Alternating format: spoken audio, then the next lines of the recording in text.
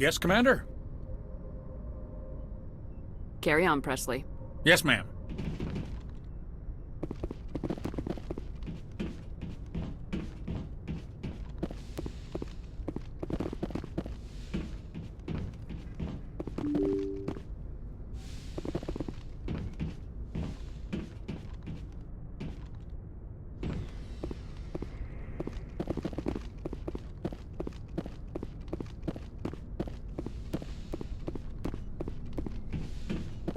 Yes, Commander?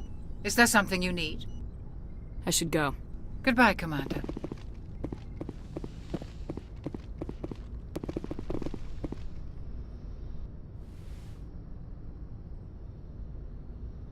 Commander, are you coming to check up on me? You look much better. How are you feeling? Dr. Chakwas assures me I am going to be fine. I was impressed with her knowledge of Asari physiology. You're in good hands. Dr. Chakwas knows what she's doing. I never properly thanked you for saving me from the Geth, Commander. If you hadn't shown up, I'm just glad we got there in time. So am I. I know you took a chance bringing me aboard this ship. I have seen the way your crew looks at me. They do not trust me. But I am not like Benezia. I will do whatever I can to help you stop Saren. I promise. Don't worry, Liara. I trust you. I know you won't let me down. It means a lot to hear you say that, Commander. Thank you. Tell me about yourself, Liara. Me? I am afraid I am not very interesting, Commander. I spend most of my time on remote digs, unearthing mundane items buried in long-forgotten Prothean ruins. You must enjoy something about it. I love my work. Seeking out history's lost secrets has a special appeal for me. You were actually touched by working Prothean technology. That is why I find you so fascinating, Commander. Sounds like you want to dissect me in a lab somewhere. What? No! I did not mean to insinuate. I never meant to offend you, Shepard. I only meant that you would be an interesting specimen for an in-depth study. No, that's even worse. Calm down, Liara. I was only joking. Joking? Oh, by the goddess, how could I be so dense? You must think I am a complete and utter fool. Now you know why I prefer to spend my time in the field with data disks and computers. I always seem to say something embarrassing around other people. Please, just pretend this conversation never happened. Do you know why Benezia joined up with Saren? I don't understand it. She was always outspoken about the need for the Asari to become more involved in shaping galactic events. Maybe she thought allying herself with Saren would somehow be for the greater good in the long run. At least I hope so. This hurts you, doesn't it? None of this makes any sense to me. I have not spoken to Benezia in many years, but I know her, and this was not like her. Something changed. I'd like to know more about the Asari. We were the first species to discover the Citadel. We were instrumental in forming the Council, and we always strive to be the voice of peaceful cooperation in galactic disputes. My people believe we are all part of a single galactic community. Each species contributes something to the greater whole. Although we seek to understand other species, it seems few of them seek to understand us. The galaxy is filled with rumors and misinformation about my people. Like what? Most of the inaccuracies are centered around our mating rituals. My species is monogendered. Male and female have no real meaning for us. We still require a partner to reproduce. This second parent, however, may be of any species and any gender. I don't understand. Your species can mate with anyone? Mating is not quite the proper term, not as you understand it. Physical contact may or may not be involved, but it is not an essential element of the union. The true connection is mental. Our physiology allows us to meld with other beings. We can touch the very depths of their minds. We explore the genetic memory of their species. We share the most basic elements of their individual and racial identities. We then pass these traits on to our daughters. It is how we learn to grow as a species and how we develop a greater understanding of other races. What happens to your partner after the union? Every relationship is different. Some unions are a single encounter with both parents parting ways afterwards. Others can be more long-term. Sometimes an Asari and her partner will stay together for many decades. Do you know who Matriarch Benezia chose as her partner? She rarely spoke of her partner. Though I know my father, if you want to use that term, was another Asari.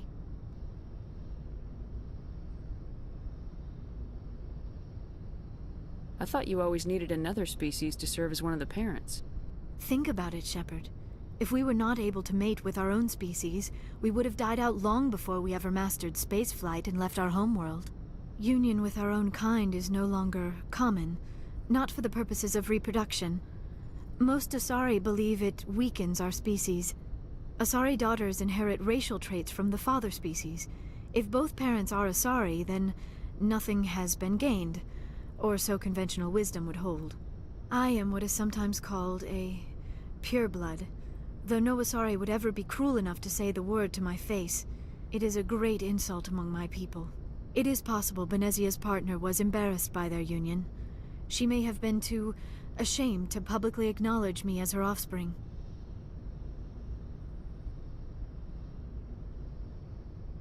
Maybe she wanted to meet you but couldn't.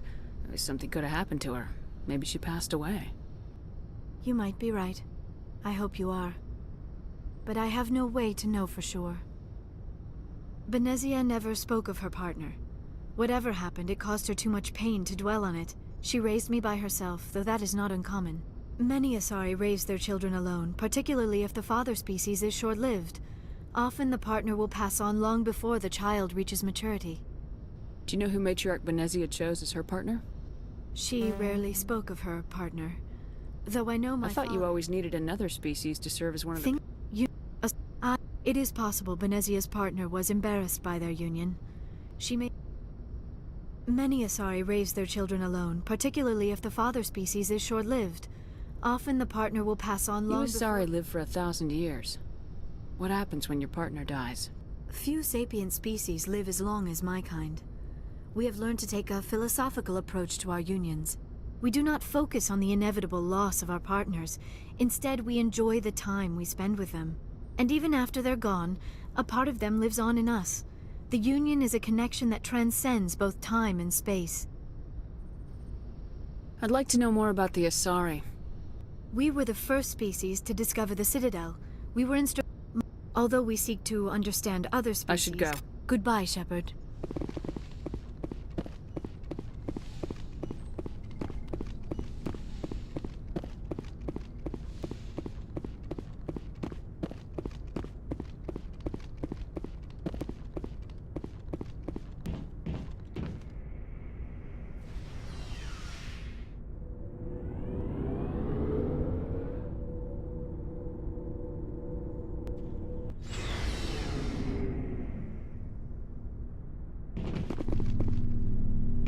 Looking for supplies?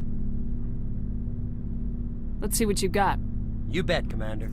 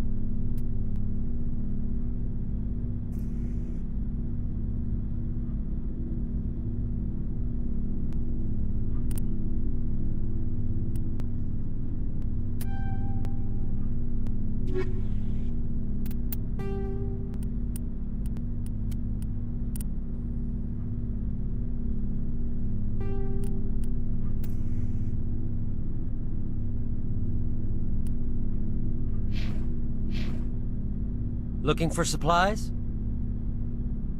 Let's see what you got. You bet, Commander.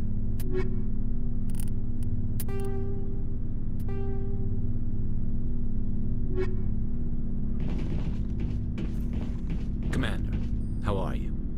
Why did you want to be a C-Sec officer in the first place? That's a good question. There were several reasons, I guess. Like what? Probably the same as most officers. I wanted to fight injustice, wanted to help people. I guess my father had something to do with it too. He was CSEC, one of the best. I grew up hearing about his accomplishments or seeing his picture on the vids after a big arrest. He's taking my resignation pretty hard. He's not impressed that you're going after Saren?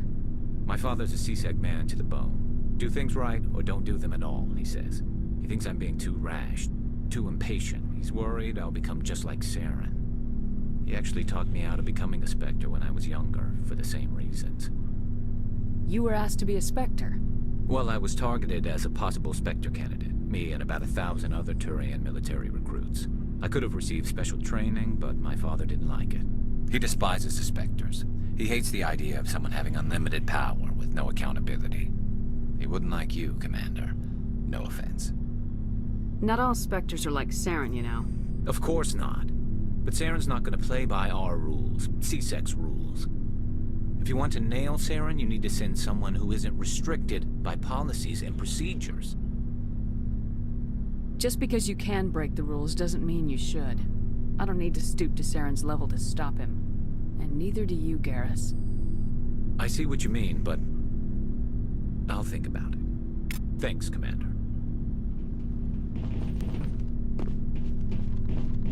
Commander?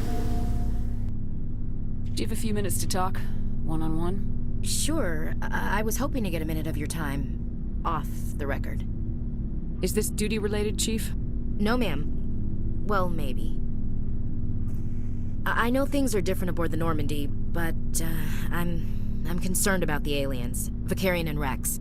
With all due respect, Commander, should they have full access to the ship? You don't trust their motives because they're not human. This is the most advanced ship in the Alliance Navy. I don't think we should give them free rein to poke around the vital systems. Engines, sensors, weapons. That's enough, Chief. You always second-guess your superiors? Ma'am, no ma'am. I'm sorry, I was out of line. I'll get back to my duties, Commander. Commander? Do you have a few minutes to talk? One-on-one? I'm sorry, Commander. I need to get my duties squared away.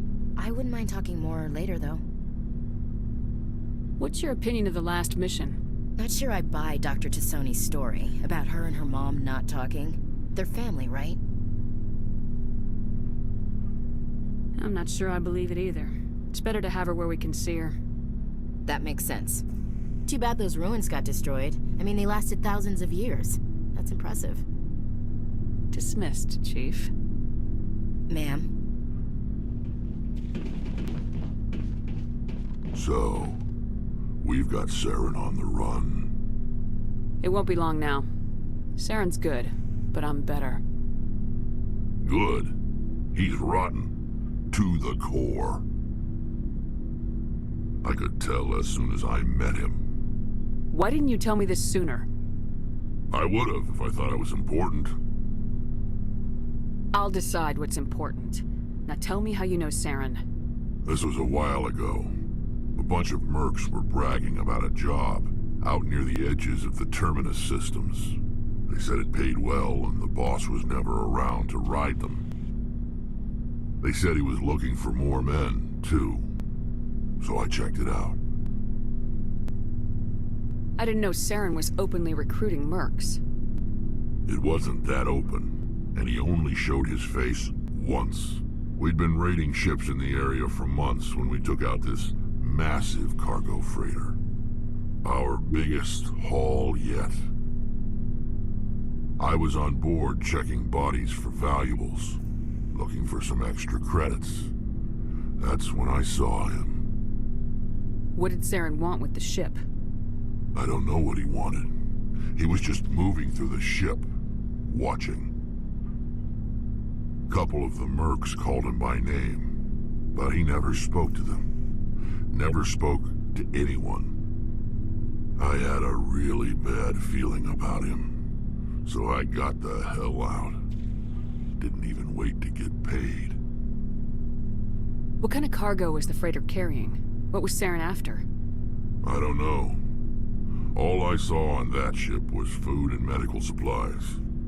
There were some basic weapons, but nothing big.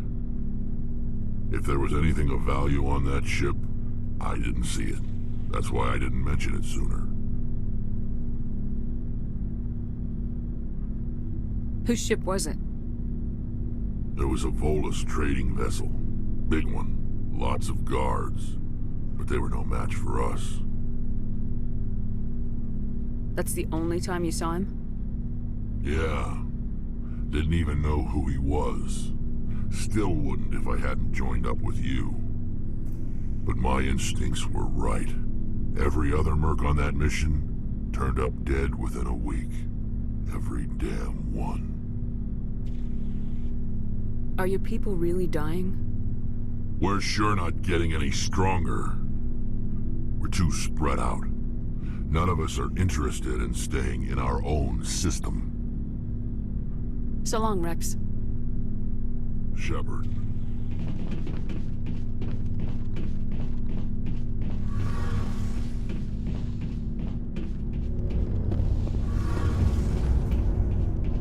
Oh, hello, Shepard. Are you okay? I don't know. Your ship is amazing, and your crew's been really great to me. Especially your chief engineer. But I just sort of feel out of place. The Normandy runs so smooth it feels like we're not even moving. And the engines are so quiet. How do you sleep at night? The silence wakes you up? Back on the flotilla, the last thing you want to hear is silence. It means an engine's died or an air filter shut down. I guess you don't have to worry about that here. But old habits die hard. But it's more than just the silence. This ship feels so empty. It's like half the crew is missing. Back home, I couldn't wait to go on my pilgrimage. I couldn't wait to get away from the crowds. Now that I'm out here, I kind of miss them. Sometimes we don't appreciate what we have till it's gone. That's true. I'm starting to wonder if that's what the pilgrimage is really about. It's given me a whole new perspective on my people and our culture. You know, there's always a few who go on their pilgrimages and never return. I always assumed something bad happened to them, but maybe they just wanted a different life. You do plan to return to the migrant fleet, right? I could never abandon my people, Shepard. I will go back eventually, but we have to stop Saren first. Otherwise, I might not have a home to go back to. I should go. See you later.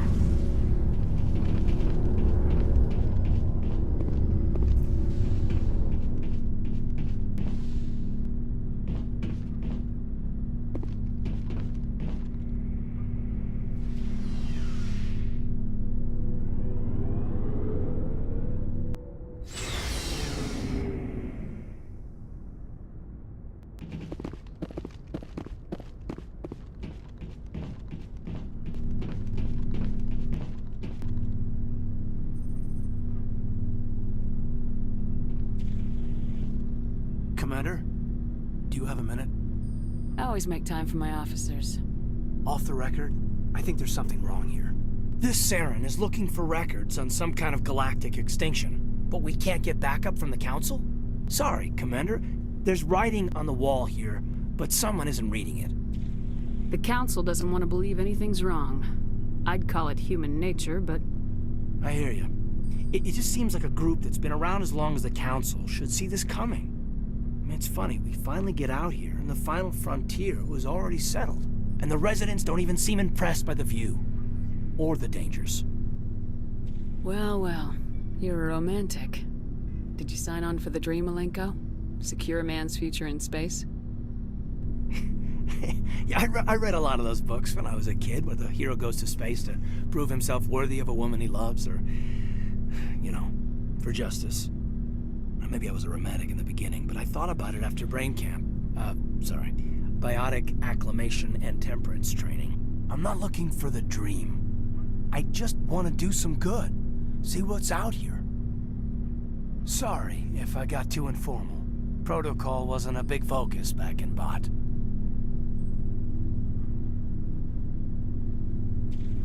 Tell me about it.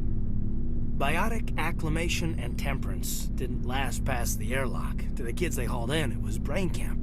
Sorry, hauled in is unkind. We were encouraged to commit to an evaluation of our abilities so an understanding of biotics could be compiled. There are worse results of accidental exposure to element 0 in the womb. Beats the brain tumors some kids grew up with.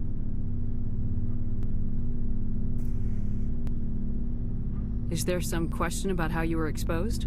My mother was downwind of a transport crash. It was before there were human biotics, a little after the discovery of the Martian ruins. It only gets iffy around 63 when Kinetics was running out of first-gen subjects.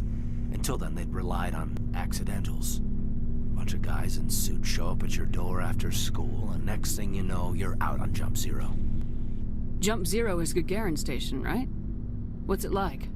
Yeah, that's the official name. Biggest and farthest facility we had for decades. Right on the termination shock, the outer edge of the solar system. It's where they did all the Goose Chase FTL research before we caught on to using mass effect fields.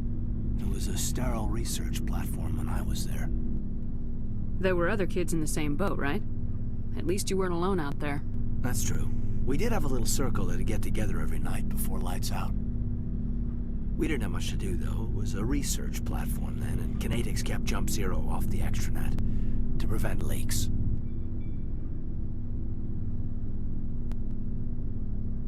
Then you must have had plenty of time to get to know each other.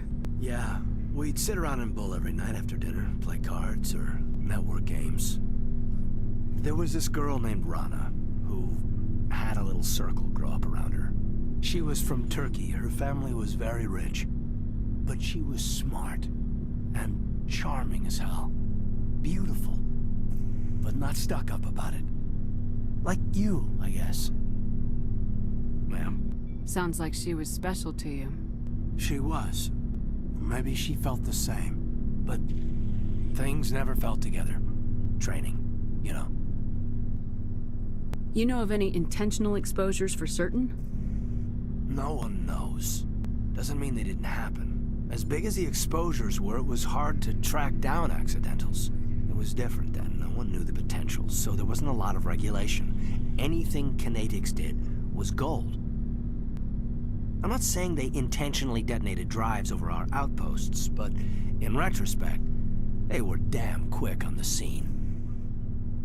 Jump Zero's a long way from home. What was it like? The grand gateway to humanity looks a lot better in the vids. Anyway, this was supposed to be a casual debrief, not a bull session about stuff that happened years ago. We have to depend on each other in combat. I like knowing what kind of man I have at my back. I understand, ma'am. I won't let you down. You, make a habit of getting this personal with everyone? No, I don't. We'll talk again later. I'll need some time to process that, Commander. But, yeah, I'd like that.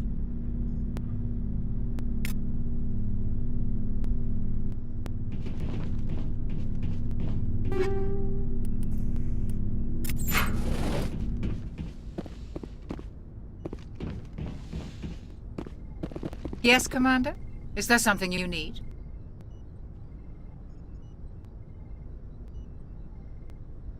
I should go. Goodbye, Commander.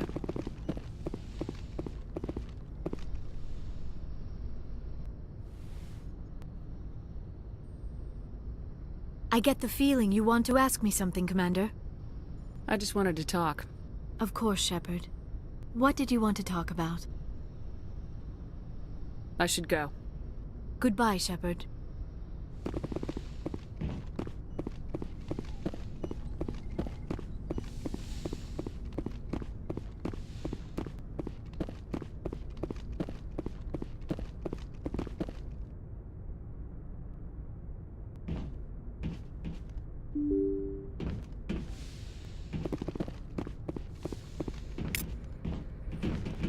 Yes, Commander?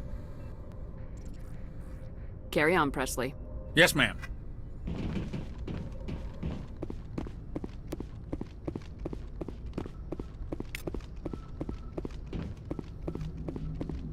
I prefer gold to silver, you know, for my medal. I figured you'd recommend me for one since I, pulled your boots out of the fire.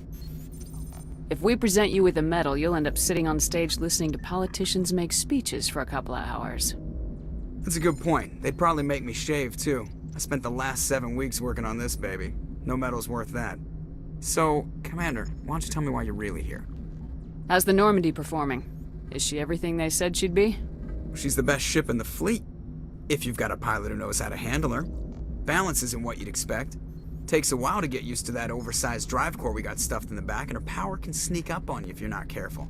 The Normandy's probably too much ship for your average Alliance pilot, Commander. Lucky for you, I'm anything but average. I like to know my crew. Mind if I ask you a few questions? I can see where this is going. You did a background check on me, didn't you?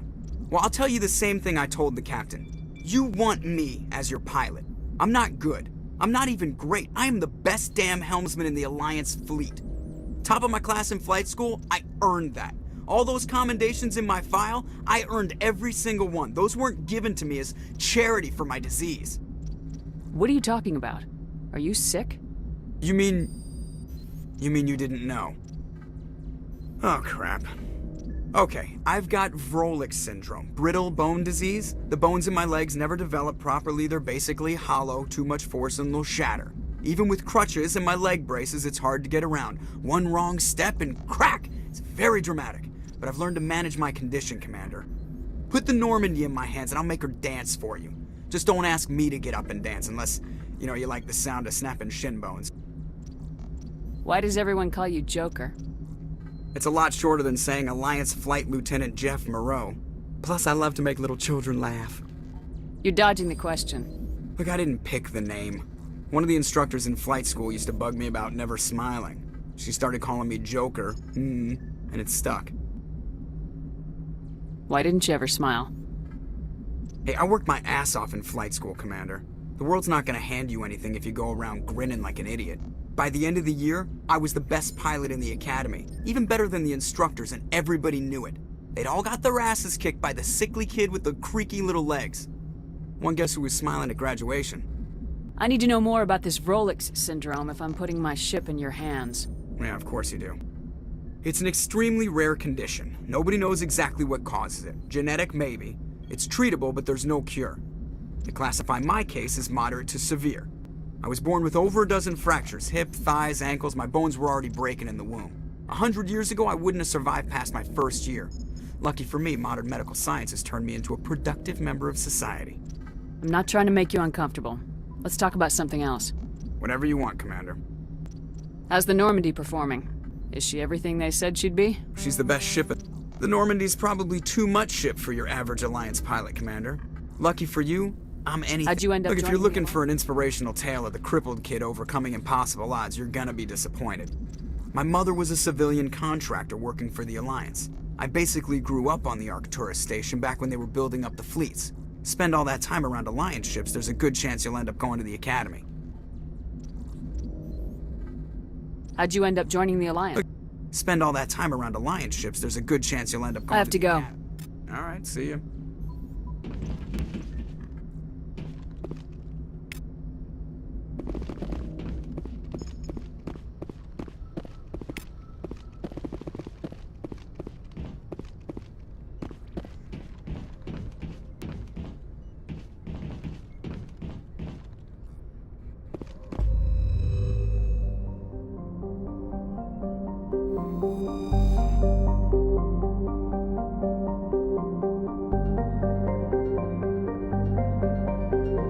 You may find yourself living in a shotgun shack, and you may find yourself in another part of the world.